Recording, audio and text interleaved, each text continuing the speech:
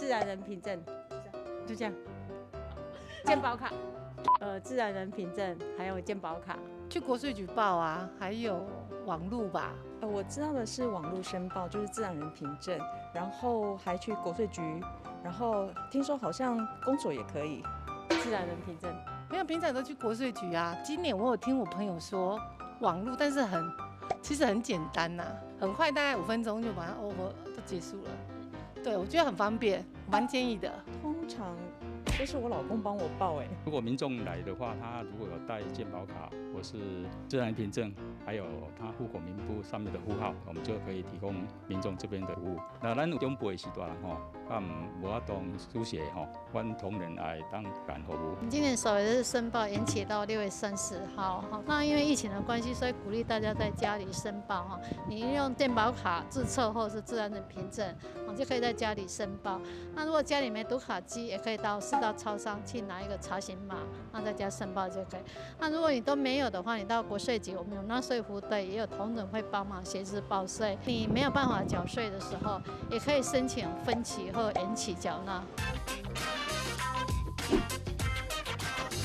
掌握市政3分钟，台南进步向前冲。欢迎收看市政3分钟，我是林怡婷。你今年报税了吗？今年因为疫情的关系，所得税申报延至6月30日。但你知道其实申报的方式有非常多种吗？你除了在家可以自行用网络申报之外，如果较年长的长者不会使用，只要带着健保卡或是自然人凭证到国税局或是当地的区公所，都会有专人协助哦。而且缴款的方式也非常多元，除了可以用现金、信用卡，还可以用行动支付等等，非常的方便。也要提醒民众要记得缴税。现在让我们来听听财税局长怎么说吧。大家好，我是台南市政府财政税务局局长陈柏成。国税局提供了多元化的一个缴税方式。比如说，你可以在网络上缴税，也可以透过一些临柜的方式，直接到国税局，请他们帮你 check 相关的资料以后来缴税。那提醒大家，今年结案申报有一个最新的措施，也就是说，家里如果有一些需要长期照护的，其实你可以有一个长期照护的特别扣除额12万元可以扣除。好，那这个扣除的适用呢，首先你可能有一些排付条款，也就是说，真正有需要的人才可以被同意，可以扣除这12万元。除了刚刚说的在线上申报方式来处理的话，我们的区公所呢也都有配合国税局这边来让大家可以做出年度所得税的结算申报。接下来请收看中嘉新闻。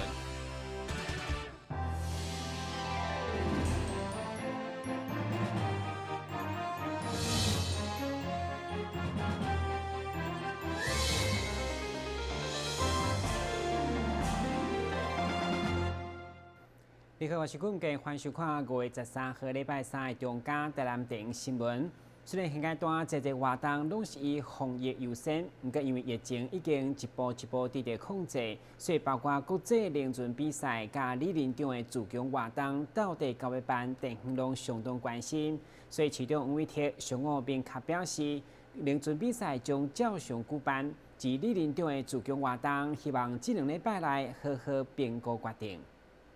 国际这将要来到传统的国际联巡比赛，拄到这摆疫情，到底到尾办，或者是安怎变通，一直成为地方关心的焦点。其实嘛，互市府相当头疼。对此，市长黄伟哲上午正式表示，在配合体育的需求，该当追踪疫情调查等理由，今年的联巡比赛照常，只是缩减日期加比赛队伍的规模，预计6月23到2、5、3天来举办。规模可能是有点缩小，当然是为了整体的节目的紧凑，还有防疫的需求，所以我们大概目前为止规划大概有73队，那时间从5天缩减为3天，那其他的部分选手是不戴口罩的，那选手之间要不要用隔板我还没想到，但是事实上我们如果戴口罩，选手会缺氧，所以说我们高运动量的情况下是不戴口罩的，但是因为同一队的选手彼此都认识，所以说如果要做追踪疫调的话是没问题的。也就是因为这样子，对于未来疫情的展望可能趋缓，对于未来龙舟赛的大家的一个恢复整个的体育活动的要求可能是有这样的需求的，以及我们相关的防疫措施也会做好的，以及选手容易做疫调，基于这几种理由，我们龙舟赛会如期举办。另外嘛，因为疫情已经无遐尼紧张，议会国民党团近来接到不少李林长的陈情，毋望市府开放自强活动。因认为现在中央疫情指挥中心既然宣布酒店、舞厅开放由地方政府决定，为了刺激地方的经济，所像自强活动，但市政府应该设计一套标准来开放。对此，市长回应，在前2礼拜会看疫情的状况来决定敢是解禁。议员在讲这个李林长的自强活动是不是要如期，是不是要开始解封哈？我们觉得我们会审慎研究来评估。基本上希望如果疫情趋缓，我们觉得其实让李林长去做一些健康的、正常的这个自强活动，我觉得是有好处。但就要看，可能时间点可能不是在现在，可能是在可能1、2个礼拜之后，我们来评估看可不可以。如果那个时候疫情是真的朝向趋缓，连续都是加0的话，我们觉得其实这个自强活动解封解禁是可以期待的。但新闻官及郭博义采访报道。议会定期会上午今日在税局业务报告甲质询，会中在税局除了说明因为疫情一寡税金减免甲延长分期进行，嘛强调税率比去年减少，以及今年卖低欠59亿。对此，各议员拢烦恼，似乎也需要借钱。根据统计，台南市到今年3月底负债大约621亿外，今年的利息大约需要支出3亿。加上新冠肺炎疫情的影响，政府推出一寡税金的优惠，或者是等延期。不但今年台南财政无到59亿，而且税率的部分嘛比去年减少53亿。因此，议员担心不足的部分可能要搁来借钱。事实上，针对疫情的部分，可以给予业者他们营业上的困难，可以给他减的税，我觉得应该要更多，让他们在这个疫情的当下，因为营业不方便那个营业不好，他们的业绩不好，所以造成他们的财政负担也很大。所以这个比例，事实上以我个人来看是非常非常的少。那就你这个工作报告的另外一个，你的税入执行的部分在去年度你几乎是减少了53亿左右的税入。那这个53亿的税入减少，对我们整个税出的因应有没有造成什么样的一个困难？税入减少原因主要是因为我们那个一些盈余缴库的单位它基金因为可能在结算还没有办法做盈余的分配的结算，所以在那个部分导致它没有办法依照原预算缴库。可是你说截至到108年12月底啊。除了关心财税的问题，另外议员林依莹嘛以最近新出炉的住宅价格季指数，台南市年涨幅竟然是6都排名第1。这期台南市的宜居城市，敢真正带会起？对此，财税局长嘛回应，会用对都发局的社会主体或者是主任平台来寻求解决。台南新闻林根采访报道。昆山科技大厦流行夏天的毕业展，结合台南在地品牌，13下晡伫南旁购物中心举办联合展览，由学生担任品牌 model， 并且穿着家己的作品，甲在地品牌作秀，要互流行卖当伫台南落实。因为新冠疫情的关系，这个大专以后的毕业成果展拢被迫取消。不过，昆山科技大厦时尚学程的实验室活动内容嘛由原先的动态改为静态展示。下午伫南胖购物中心举行开幕式，包括副市长许玉田、台湾流行时尚产业联盟的理事长庄龙龙拢到场出席。大学是一个学习的地方，那各位其实。作为一个时尚学程的学生应该看到各位的成果展现，就知道各位在你们的这个学习上面非常的用心其实德文有一句话叫做 Übung macht Meister， 就是练习造就大师。他们很强调在不断重复的练习里面才能够掌握方法，才能够造就一个人的成就。所以不断重复的去练习，其实是一个学习的一个很重要的态度。一个人的态度呢，决定他的高度；一个人的高度呢，决定他的成就。所以你的起心动念非常重要。就是我们其实在大学里面，其实就把它当成是一个我们练习的场所。昆山时尚系的毕业展览哦。那老师平常在带课的时候是很重视跟业界的结合，所以这次也有4家厂商，这4家厂商有3家是我们联盟的会员，主要来做跟产业界跟学界来做一个结合，那大家各自去把各自的品牌精神，还有主要想诉求的一个方式去做一个比较静态式的呈现。这届的毕业展，学校嘛透过产学的合作。邀请台南在地时尚能量，包括 PG 美人王、明林蕾丝、甲脚丫子工作室等侪间的厂牌举行联合展览，希望落实时尚嘛会用个在地生根。学生他基本上1年都是1年的成长，但是我们基本上是我们学校的做法是会让他们从1年级开始给他们磨练。所以很多的学校可能是1年级他开始没有，可是我们是1年级就让他们出去比赛，所以到4年级基本上所有东西他们自己制作的，然后所以我觉得他们是很用心。那事实上也可以看出他们的成长，我想我们的付出是有得到很大的回馈。这届时尚学程的毕业制作梦境输出，总共有6大主题。伫个为期5天的展览当中，学生每天会换无同的主题，一天平均展出14组的服装。欢迎有兴趣的民众踊跃前往购物中心1楼的时尚广场来参观。台南新闻林根采访报道。为了响应5月18号国际博物馆日，台南率先全国所办的台南博物馆节已经迈入第4档。今年因应疫情，除了增加线顶地当参观的主题，也有一系列实体活动甲路线的推荐，欢迎全国民众都来看台南博物馆的多元面貌。第4届台南博物馆节上午伫市长、文化局长等各界贵宾的见证，正式伫水高社文化园区宣告启动。文化局表示，今年因应疫情，除了有6栋的博物馆规划伫线顶地当设，也阁有2栋的博物馆设大街，以及5条主题路线，甲前3届比起来，真正加足丰富。市长邀请全国民众伫5月、6月节庆期间拢来参与。今年2020年，我们再一次在博物馆节相遇。那么，我们今年的博物馆节的特色是有6场博物馆 online。为了因应疫情的影响，我们特别有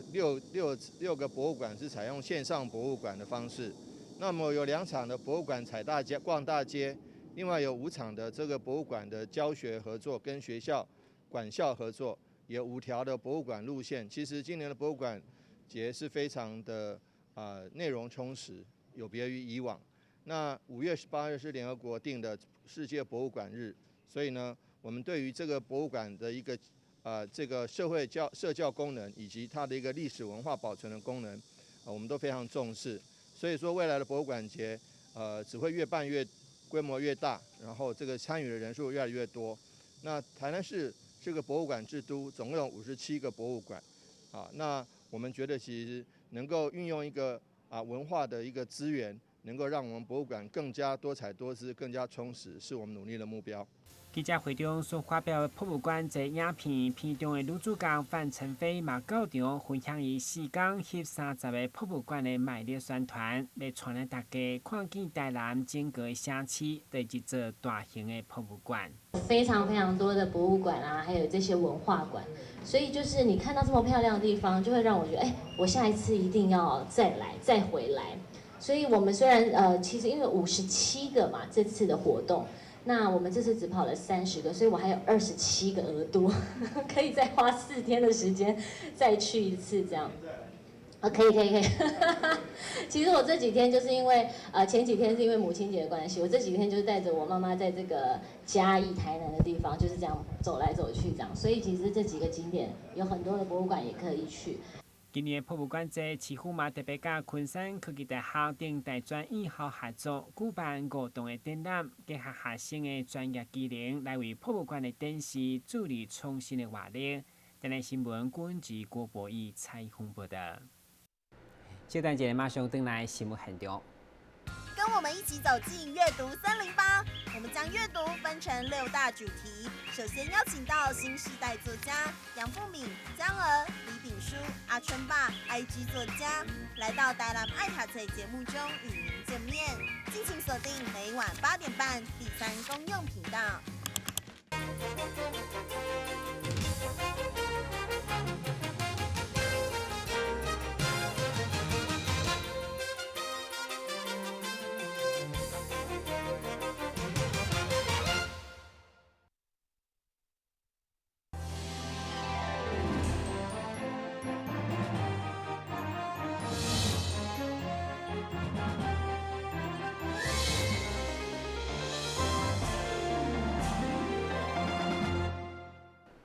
今日热天嘛是日本脑炎流行的高峰期，但市卫生局为了让民众了解脑炎是透过家蚊的传播，爱注意卖互蚊仔叮以及注疫苗预防以外，另外包括地下等高风险的环境，嘛鼓励农民添购专门猎蚊的电具，已经证实有相当效果。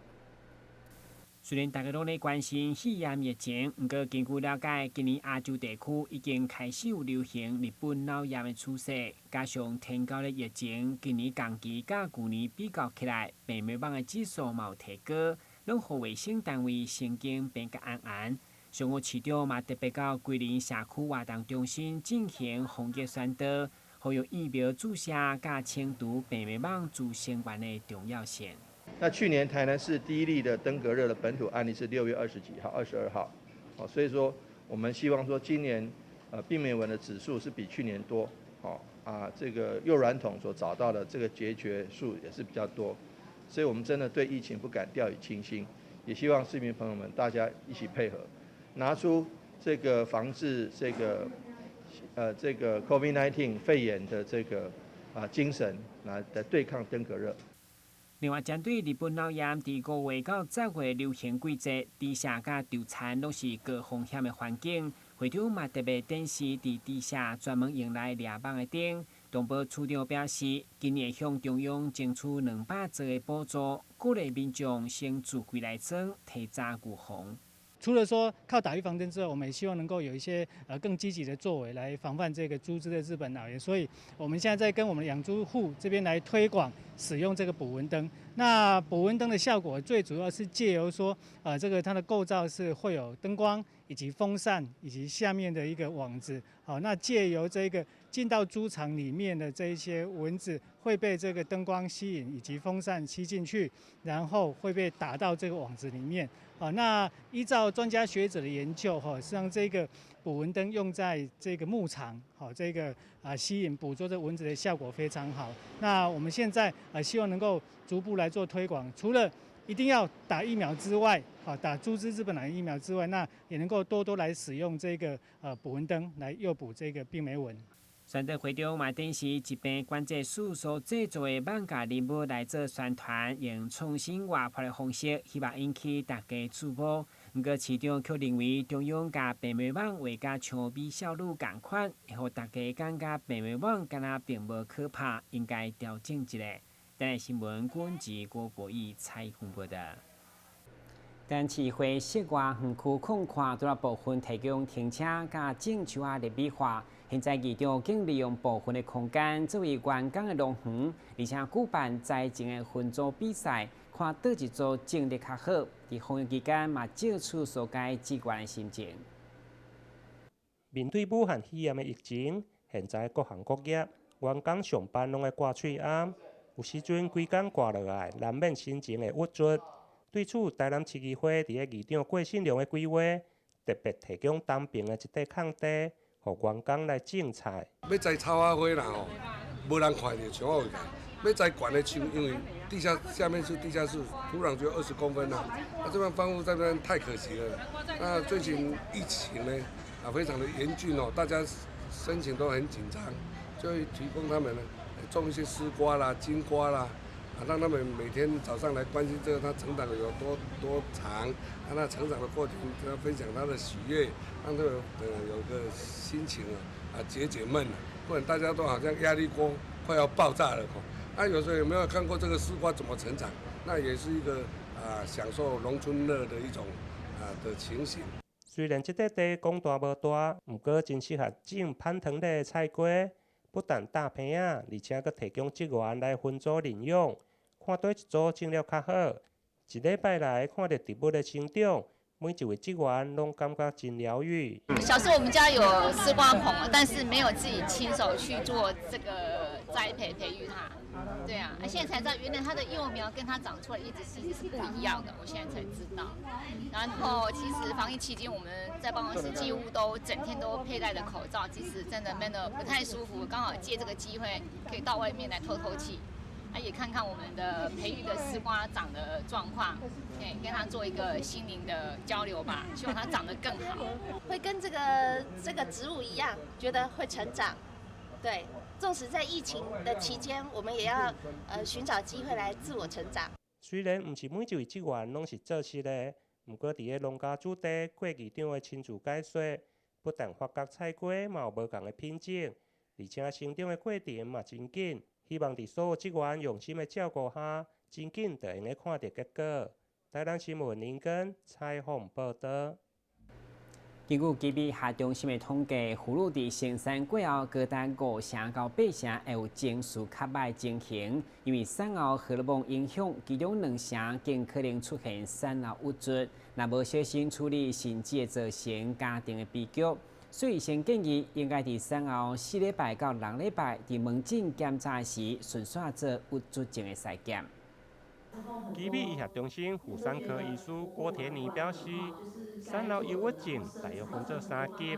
包括产后的情绪低落、产后沮丧、加产后精神病等。其中产后情绪较低，大约占产妇的5成至8成；产后沮丧发生率大约有1成到2成。较严重的产后精神病，虽然发生率只有1/1000到2%，不过病人可能会自残或者是伤害囡仔，因此一定要把握治疗。